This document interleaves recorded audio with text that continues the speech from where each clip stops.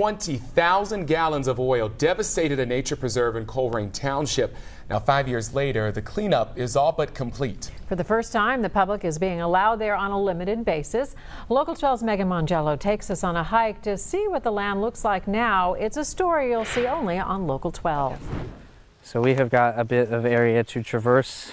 Will Buelsing, an interpreter with Great Parks of Hamilton County, and our crew hiked on land that the public hasn't had access to in 5 years. This is the Oak Glen Nature Preserve. You can hear the birds chirping and water trickling. 5 years ago, that life was silenced. This stick is one of the markers of the oil spill. Back in March of 2014, something, and we still don't know what, happened to cause the pipeline under our feet to burst. 20,000 gallons of crude oil gushed out from a pipeline run by a Sunoco provider. The oil cascaded down a stream headed for the Great Miami River. There was nothing.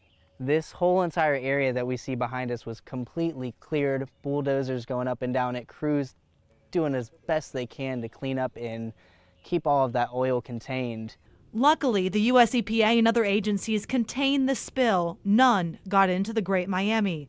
But the irreversible damage was done. A hose pumped water to flush out the oily creek bed for days.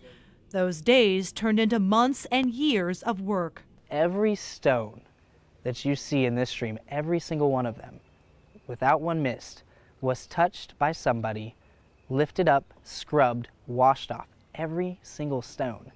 That is a tedious process to get the oil out of here. The slow work over 5 years has paid off.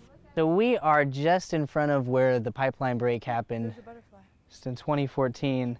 And even with that buckeye butterfly that's flown just behind me, it's kind of hanging out by my feet. A butterfly, muddy prints from white-tailed deer, a toad camouflaged on the forest floor, and a bee on a flower were all spotted on our hike, showing that even in the face of a devastating disaster, Mother Nature will shine again.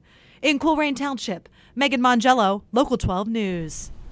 And tomorrow is the first guided hike for the public since the spill happened. All 20 spots are taken, but Great Parks of Hamilton County is planning on adding more opportunities. And by the way, Sunoco paid nearly $1 million to the county for damages caused by the oil in a settlement.